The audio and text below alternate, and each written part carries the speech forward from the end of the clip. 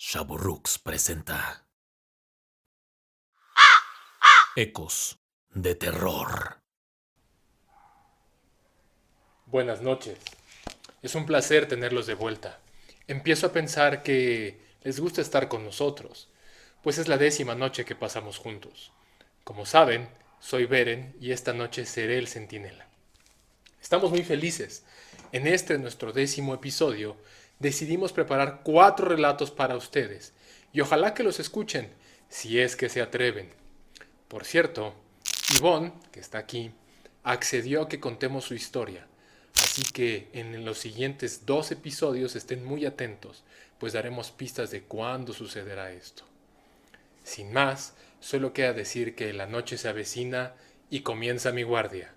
Esto es Ecos de Terror.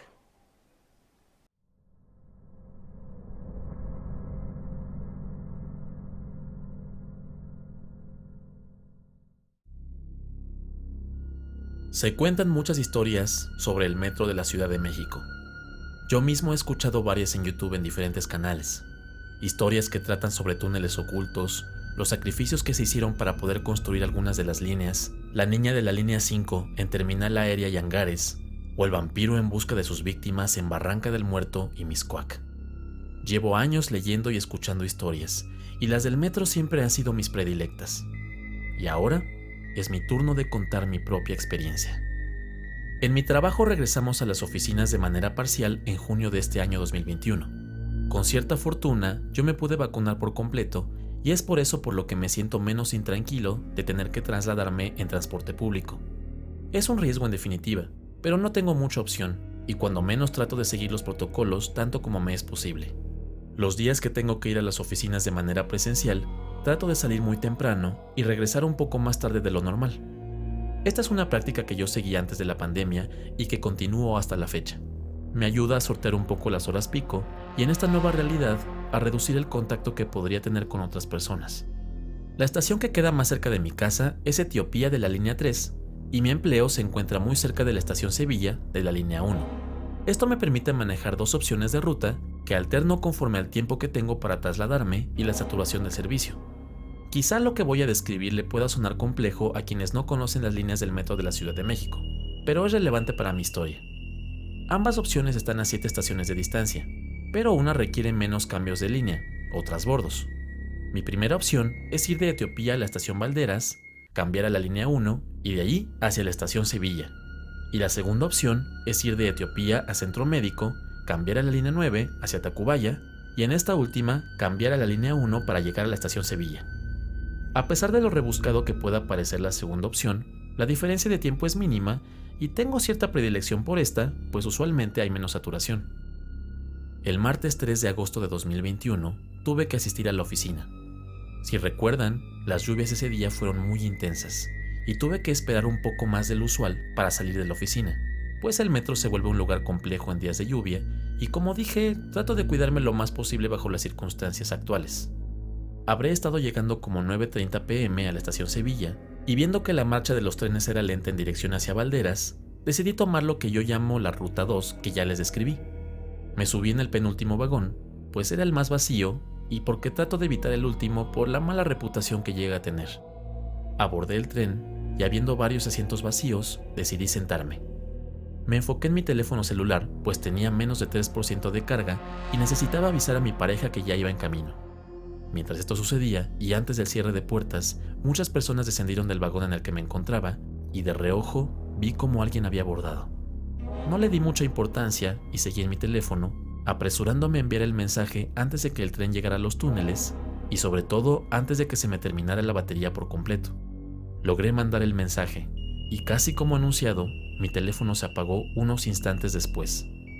Lo guardé, y entonces, ahora sí poniendo atención a mi alrededor, me percaté de que no había nadie en el vagón más que yo y a unos metros de mí la persona que había visto abordar.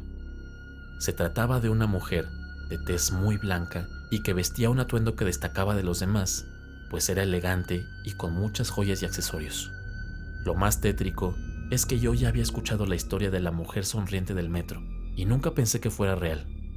Pero sí, allí estaba, con su enorme sonrisa y la mirada fija en mí. Habría querido tener mi teléfono cargado en ese momento para tomarle una foto, y lo pensé a pesar de que estaba genuinamente asustado. La sonrisa y mirada de esta mujer es algo perturbador. No es como lo imaginaba o como lo describen en otras historias. Parecerá tonto, pero en mi mente ahora se ve como esa mirada vacía y la sonrisa que tiene Totoro en la película de Ghibli. Para quienes no han visto la película, pueden buscarlo y encontrarlo fácilmente, y esa descripción será lo más precisa que puedo darles. Nos quedamos mirando fijamente durante todo el trayecto del túnel que divide la estación Sevilla de Chapultepec. Yo no sabía exactamente qué hacer, pues ella no se movía ni un solo paso, y yo tampoco. Cuando llegamos a la estación Chapultepec, una pareja se animó a subirse. Probablemente iban distraídos, porque cuando notaron a la mujer sonriente, se fueron al extremo opuesto del vagón, y la chica solo repetía: «Ay no, qué fea está, tengo miedo». Aunque temeroso, decidí que no podía dejar pasar esta oportunidad, y sin acercarme, le hablé a la mujer. «¿Qué tiene? ¿Qué es lo que quiere?». A lo cual no recibí respuesta. Con la voz un poco más baja, pero tratando de que me escuchara, le dije: «Usted es la mujer sonriente de la que muchos hablan, ¿verdad?». Y fue en ese momento donde hizo un ruido extraño, una especie de risa pero sin cambiar su expresión, como una risa de un enfermo mental.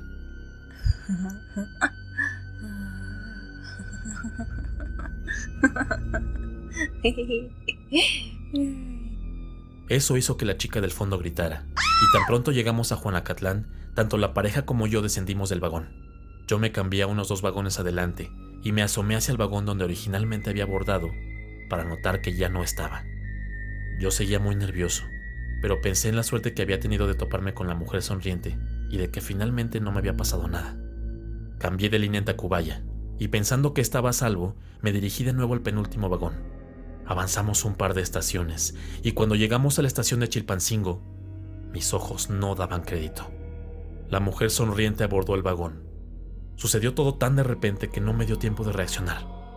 Me volvió a mirar fijamente, con esa expresión vacía y macabra, y el miedo me invadió, pues por alguna razón sentí que había hecho mal en retarla, en dejar que mi morbo fuera mayor que mi prudencia. Por un momento consideré jalar la palanca de emergencia, pero reconsideré al pensar que eso significaría quedarme atrapado con la mujer sonriente, junto con los pobres incautos que estaban conmigo en el vagón y que estaban tanto o más asustados que yo. Se empezó a acercar a mí, despacio pero determinadamente. Afortunadamente, llegamos a la siguiente estación, Centro Médico, y literalmente salí corriendo del vagón, y a pesar de que la distancia a mi casa es mayor desde esa estación, decidí salir del metro y caminar el resto del camino. Llegando a mi casa le conté a mi pareja lo sucedido, todavía temblando e incrédulo por lo que recién me había pasado. Ahora miro los relatos del metro con otra perspectiva, con algo de miedo, sí, pero hay una parte de mí que tiene cierta curiosidad de poner a prueba estas leyendas urbanas.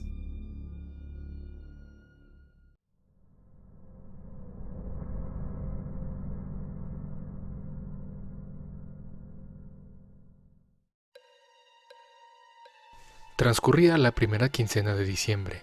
La temperatura descendía rápidamente, pero a pesar de ello las personas comenzaban a ausentarse temprano de las calles para abarrotar los centros comerciales y enfocarse en los preparativos de las fiestas decembrinas, como es habitual. Un efecto curioso, ya que en ese diciembre en particular el trabajo disminuyó bastante. Las guardias eran más tranquilas, en especial las sabatinas. Mi compañero criminalista se encontraba de vacaciones, por lo que solo estaba yo como único perito en criminalística de campo para toda la delegación Miguel Hidalgo. En la fecha de estos eventos estaban conmigo 2 peritos en materia de fotografía forense, Adriana y Patti, un perito en materia de tránsito terrestre, Ugalde, y la jefa de oficina, Dani. El día había estado muy flojo, apenas a las 7 de la noche y ya habíamos terminado el trabajo. Para las 10 de la noche ya estábamos en nuestros lugares de descanso. Tenemos un 33 en Avenida Observatorio. Recibimos la notificación pasadas las 2:30 de la madrugada, por lo que Dani me intenta despertar y medio dormido le contesté: ¿Qué pasa? A lo que ella respondió: ya salió trabajo, un 33 por hecho de tránsito. El 33 es la clave para homicidio. No de muy buena gana, me incorporé y preparé todo para salir, al mismo tiempo que mi pareja Adriana y Ugalde hacían lo propio. Una vez listos, subimos a la ambulancia y nos dirigimos al lugar de los hechos. Llegamos al lugar en la avenida Observatorio en la Ciudad de México. Nos dirigimos al Arroyo Norte. Un tramo de este se encontraba en reparación, por lo que en la carpeta de rodamiento, aparte de los señalamientos de tránsito de advertencia, se encontraba diseminado sobre el asfalto diverso material: arena, asfalto crudo, chapopote, etc. Situación que, en conjunto con un exceso de velocidad, provocó que una motocicleta perdiera el control y derrapara sobre uno de sus costados. El conductor se proyectó fuera de la motocicleta, causándose una serie de lesiones con el pavimento y la guarnición del camión central, lo que finalmente le llevó a perder la vida en el mismo lugar. Cada uno de nosotros, y según su especialidad, se dispuso a recabar datos, fotografías, indicios, etc. Hubo que esperar al personal de seguridad pública que retiraría el vehículo, y mientras tanto el cadáver se embalaba y lo subíamos a la ambulancia para regresar al sector. El área pericial de la delegación Miguel Hidalgo contaba con dos accesos: el acceso principal, que era por el edificio de la delegación judicial en su extremo norte y donde se encontraba lo que en antaño fue un pasillo de distribución que organizaba las oficinas de los peritos, pero que al crecer el personal y las necesidades del servicio, a este pasillo se le puso un techo de lámina. Se cubrieron, lo mejor que se pudo, los orificios para evitar que se colara el viento, lluvia y frío, y se destinó al área de trabajo pericial de esta manera. De igual forma, se colocó una larga barra de madera pintada de blanco con cierto número de computadoras distribuidas en su superficie, a manera de estaciones de trabajo. Al final del pasillo, en su extremo norte, había una puerta que servía de acceso peatonal al anfiteatro de la delegación. Esta puerta contaba con un seguro de corredera que se encontraba por el lado de la oficina, la del extremo sur, y frente a la puerta del anfiteatro se encontraban los baños, y contiguo a estos, al oriente, las oficinas del edificio delegacional de servicios periciales ya mencionadas. El otro acceso era por el estacionamiento, que contaba con una rampa de acceso para la ambulancia y de esta forma facilitar el traslado de los cuerpos. El anfiteatro contaba de este lado con una puerta metálica de doble hoja con una chapa de pestillo, la que cerraba con llave, un pasador de corredera interno, y además de esto solíamos asegurar las puertas por el interior con una cadena y un candado, para evitar que gente ajena a las investigaciones tuviese acceso por este extremo. Pasaban de las 3:50 de la madrugada cuando llegamos con el cuerpo del motociclista. Lo bajamos y acomodamos en una de las 4 planchas con las que contaba el anfiteatro, la más cercana a la puerta de acceso a las oficinas. Procedimos a efectuar el trabajo de anfiteatro, examinar ropas y desnudar el cuerpo, el cual, debido a la fecha y hora, llevaba consigo varias prendas para amortiguar el frío mientras se trasladaba en su motocicleta. Se efectuó también la descripción y ubicación de las lesiones, describir ropas y pertenencias, fotografiar todo e iniciar la cadena de custodia. Para cuando terminamos el trabajo de anfiteatro, pasaban de las 4:45 de la madrugada. La fotógrafa Adrianita y el perito en tránsito Ugalde se dirigieron a las oficinas, dejándome solo en el anfiteatro mientras yo guardaba el equipo, organizaba un poco el lugar y lavaba mis manos. Al ingresar a la oficina, encontré a Ugalde sentado frente a su computadora, tecleando su dictamen.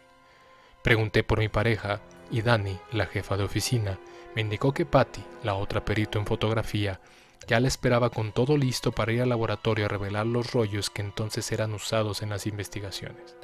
Momentos más tarde, ambas salieron rumbo a Avenida Coyoacán. Yo tomé mis notas y me senté en mi computadora a vaciar los datos y a elaborar el dictamen de homicidio por hecho de tránsito. Mi lugar estaba más al norte que el de Ugalde, es decir, más cercano al anfiteatro, y solo separados por otra estación de trabajo. Mientras cambiábamos impresiones sobre el hecho, Dani salió de la oficina para entregar algunos documentos al Ministerio Público, quedando solamente Ugalde y yo en la oficina. Finalmente, cada quien se concentró en su máquina para hacer su dictamen y poder salir a tiempo. Afuera aún estaba oscuro y hacía frío. Teníamos que apurarnos para salir a las 8 de la mañana o lo más cercano posible.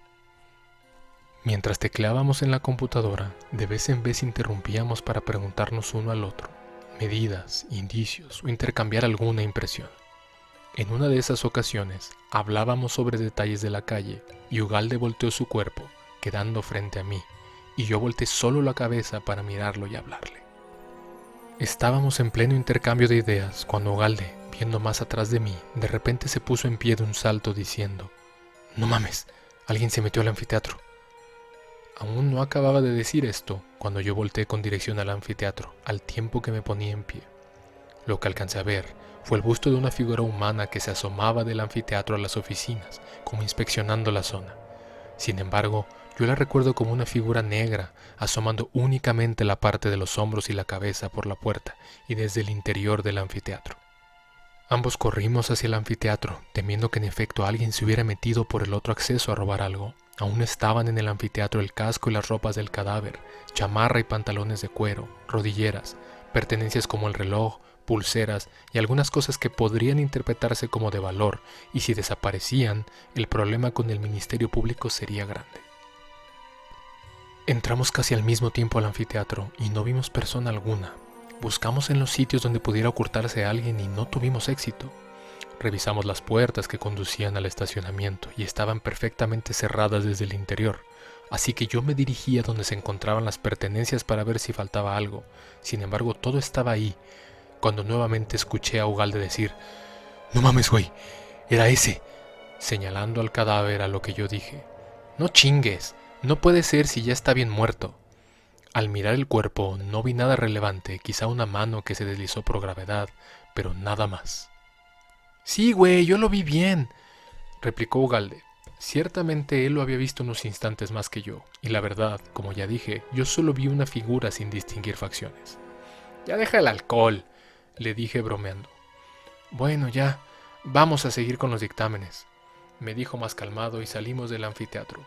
Justo cuando cerraba la puerta pensé: pero si al salir del anfiteatro yo cerré la puerta por fuera. Eso lo recuerdo bien, pues yo mismo había cerrado la puerta de manera que no podía estar abierta desde el interior del anfiteatro. ¿Cómo era posible que al ver esta figura y correr hacia ella, la puerta se encontraba abierta? Llegando a mi estación, se lo comenté a Ugalde. Ugalde no reparó en señalar: «¿Ya ves? Te dije que era ese güey», refiriéndose al cadáver. El resto de la guardia nos apuramos a terminar y ya no levantamos la vista de nuestras computadoras, a pesar de haber escuchado algún rechinido que venía de la dirección del anfiteatro. Mala mi suerte, pues yo tenía que entrar nuevamente al anfiteatro a embalar y etiquetar ropas y pertenencias, siguiendo la cadena de custodia. Pero obviamente no lo hice hasta que hubo nuevamente luz de día.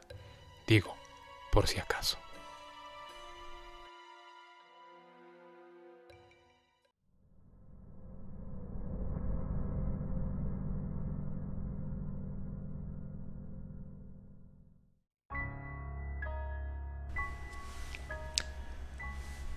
Es común escuchar historias sobre lugares que visitamos frecuentemente, como las escuelas o las oficinas de trabajo, en las que hay experiencias con fantasmas y otros seres. A menudo estas historias hacen referencia a fantasmas infantiles que acechan estos sitios y que cuentan con antecedentes como que fue durante la construcción de las instalaciones que fallecieron o que eran alumnos de estas instituciones. Con absoluta sinceridad, siempre taché esos relatos como ridículos y poco creíbles. Si los analizamos un poco, todos tienen los mismos elementos y todos son endebles a la hora de sustentar una explicación. Para este punto, ya deben saber a dónde me dirijo, y sí, en efecto, a pesar de toda mi crítica e incredulidad, les puedo decir que tuve la mala fortuna de vivir una experiencia así. Con toda sinceridad, espero que mi escepticismo en estas historias sirva como una mínima fuente de credibilidad, pues solo tengo mi palabra para dar y sea lo que haya sido, así lo experimenté. Corría el año de 2019, que vemos un tanto lejano ahora y que pareciera que se trataba de otro mundo. Mi empleo es uno de oficina, ahora home office, en un área administrativa de un gran corporativo que tiene sus oficinas en Paseo de la Reforma de la Ciudad de México. Si bien no les puedo decir el nombre, puedo comentar que es justo en una zona en la que muchas personas reportan cosas extrañas. Al final de mes, o lo que llaman los cierres, tenemos una cantidad de trabajo que yo describo como obscena. Esto nos llevaba a salir en ocasiones muy tarde de la oficina, o incluso a no salir y pasar la noche trabajando.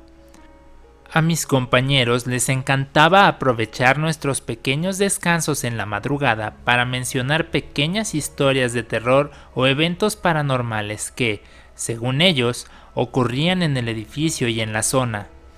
Quiero hacer la precisión sobre lo que ya comenté. Las historias de la niña de la oficina, o de la escuela, o de lo que sea, me parecen un tanto cliché y nunca me han asustado.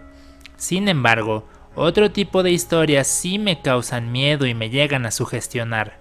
Tal es el caso de una que contaba una de mis amigas del trabajo. Ella es fanática de contar sus experiencias y también es seguidora de Ecos de Terror, y seguro no tardarán en recibir su contribución sobre su encuentro con el maniquí maldito de Reforma. Es esta historia del maniquí la que me tenía un poco nervioso, y no hablaré a detalle de esta para darle a ella oportunidad de contarla. En una de esas noches largas de trabajo, fue inevitable trabajar hasta la madrugada, y sabíamos que sería algo, como decimos, a morir.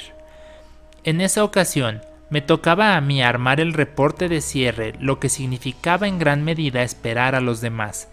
Adelanté todo lo que pude mientras mis compañeros avanzaban en lo que yo requería como insumos para poder continuar con lo que a mí correspondía.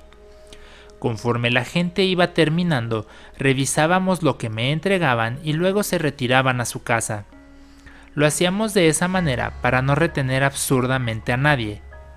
Hacia las 3 de la mañana ya no había nadie más en el piso, solo yo y el personal de seguridad.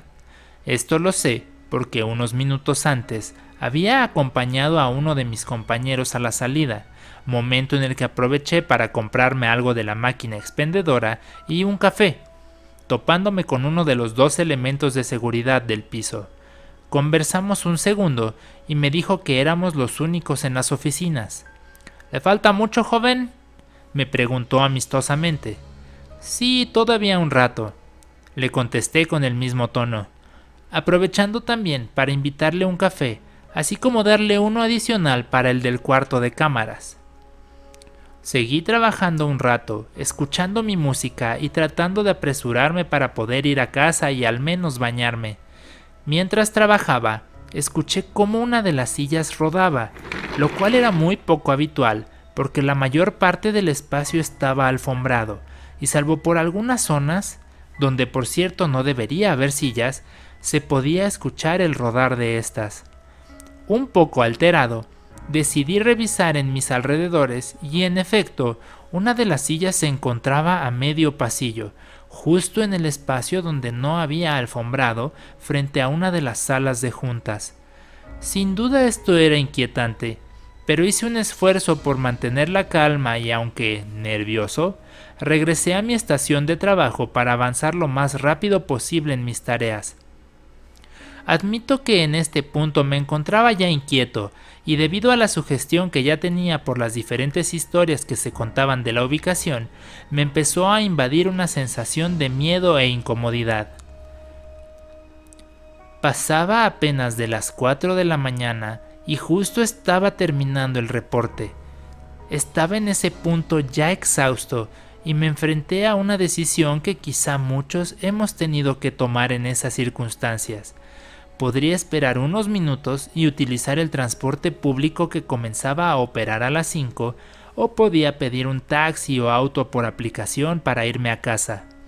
Por un lado estaba la comodidad y el tiempo, por otro el costo. Decidí entonces por ahorrar un poco de plata y esperar a que dieran las 5. En retrospectiva, debí pagar el auto particular. Me acerqué a una de las áreas comunes, donde había unos sillones. No eran los más cómodos, pero a esa hora cualquiera era una buena opción. Tomé mi móvil y puse mi alarma a las 4:50, pensando en dormir unos minutos y despertar justo antes de las 5, para llegar a la estación del metro más cercana tan pronto como la abrieran. Probablemente estuve dormido unos 10 minutos cuando me despertó, acelerado, la sensación de una mano tocando mi cabeza, a modo de pasar la palma y los dedos entre el cabello como haciendo un mimo. No había nadie a mi alrededor y me comencé a poner muy nervioso. Volteé de un lado a otro tratando de ver si había alguien cerca o escondiéndose. No pude evitar decir en voz alta: ¿Quién está ahí? Y quisiera no haberlo hecho, porque tan pronto terminé de decir la frase, escuché: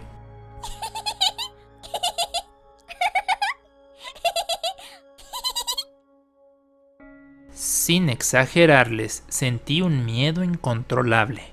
Con la poca razón que me quedaba e instintivamente, quise tomar mi móvil, pero no estaba. Me puse de pie, miré debajo del sillón donde me había recostado, pero no había señales de este. Comencé a buscar en mi lugar y en los lugares cercanos. Habría intentado llamar desde mi extensión, pero no tenía modo de realizar llamadas a móviles, pues requería un código especial. Unos instantes después, escuché de nuevo el rodar de una silla, que provenía desde el mismo lugar donde había notado la silla unas horas antes, seguido de nuevo por una risa.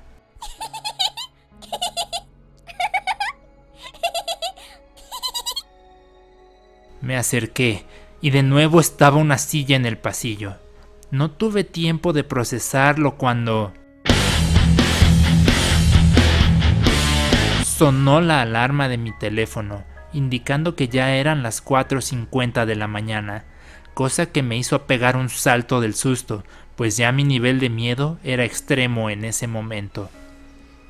Con tanto valor como pude, seguí el sonido de mi alarma, el cual provenía de la sala de juntas que se encontraba tan solo a unos pasos de mí. Me acerqué con un temor inmenso y veía resplandecer mi teléfono y sonar debido a la alarma. Me dispuse a tomarlo y en el instante justo que lo tomé con mi mano derecha, una pequeña y grisácea mano se puso sobre la mía. Parecía la mano de una niña, pero el color no era natural. Era como el color del yeso fresco, las uñas completamente moradas, como si estuviesen machucadas.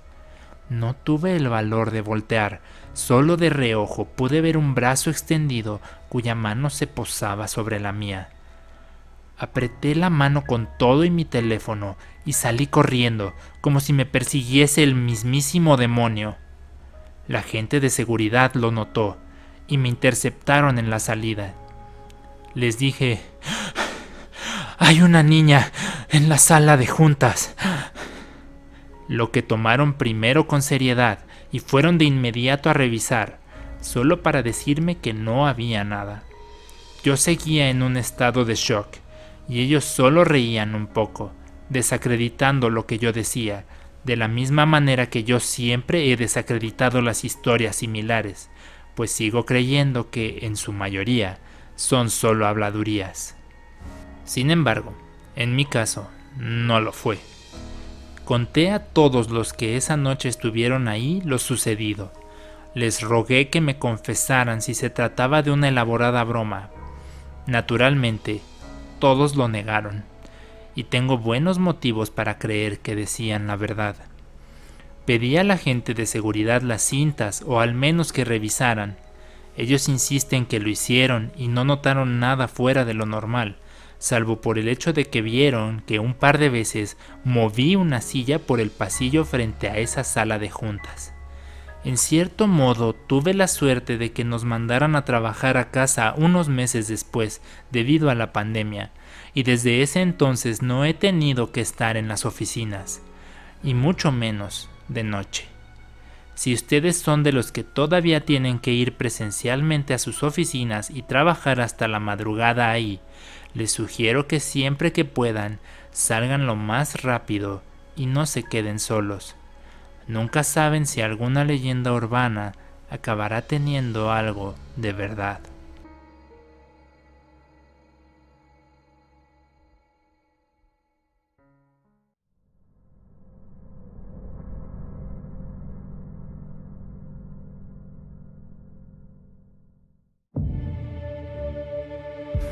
Hola, yo no voy a contarte una historia de terror.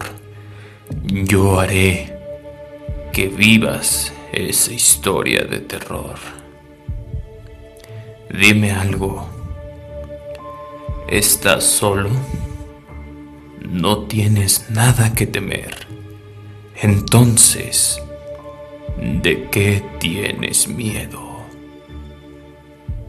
Recorres toda la casa asomando la cabeza antes de doblar cada esquina del pasillo.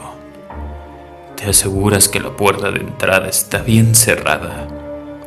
Hace tiempo que ha oscurecido y has cerrado todas las cortinas. Aún así, haces un último esfuerzo y miras en todas las habitaciones. Todo en orden, no va a pasar nada.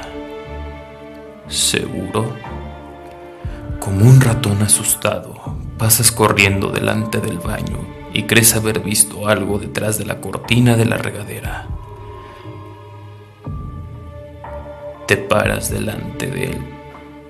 Cuentas hasta 3. 1, 2, 3. Y decides entrar.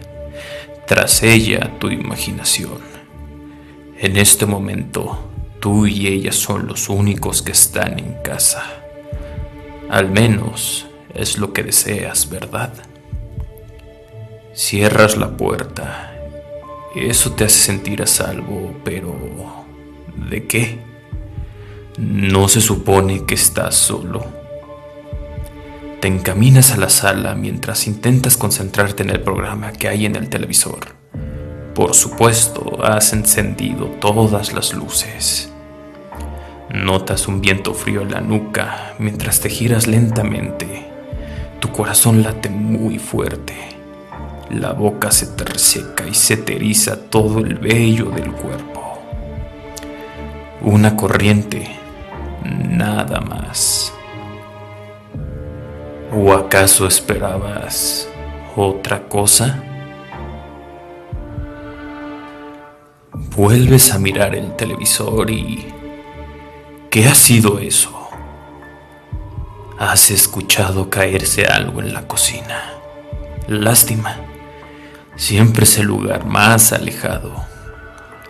Te levantas, caminas pegado a la pared tan despacio que tus pies parecen de plomo.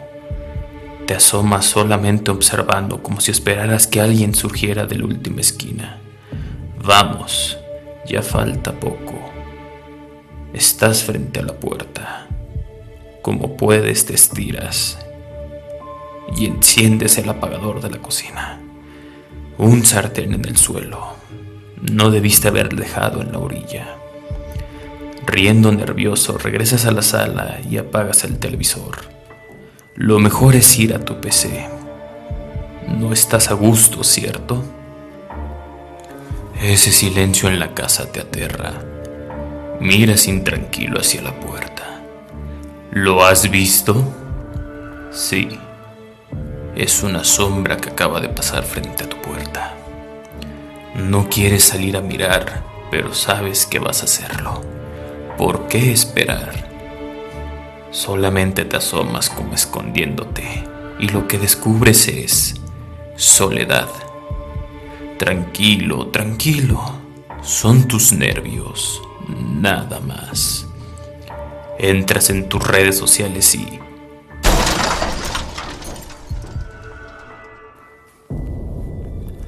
algo se le ha caído al vecino, pero a ti casi se te sale el corazón. Es más de lo que puedes soportar y notas como tu oído se abre. Está alerta, esperando ese último crujido que hará que tus nervios se vengan abajo. Esperas un rato, un poco más.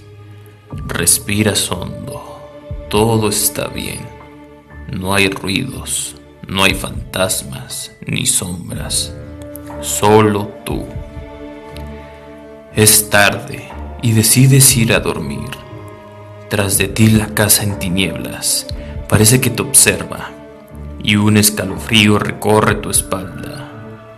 No mires, No hay nada, lo sabes, pero tus pupilas ya están dilatadas. Cuando llegas a tu cuarto, te metes a tu cama lo más rápido que puedes y te tapas la cabeza con las sábanas. Y de un manotazo apagas la luz, mientras tiemblas pensando en ese ser que imaginas que está alargando su siniestra mano para tocarte. Aprietas tus ojos con tanta fuerza que te duelen, pero la curiosidad es mucho más fuerte. Te destapas y abres los ojos para notar que no estás solo en la oscuridad. No te preocupes, esta noche estás a salvo. Tus padres acaban de llegar. Cierra los ojos lentamente para tener dulces sueños. Hoy te salvaste, pero no te confíes. Mientras tú vivas, yo viviré en ti. Yo soy tu miedo, y cuando menos te lo esperes, te atraparé.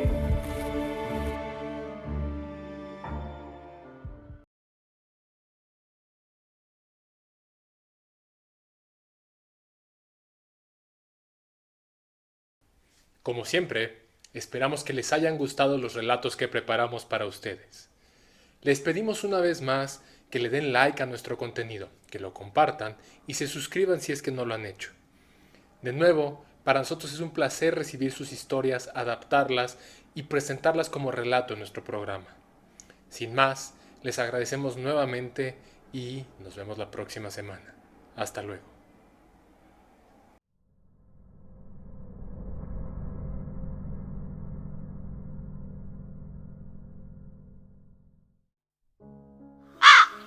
Ecos de terror.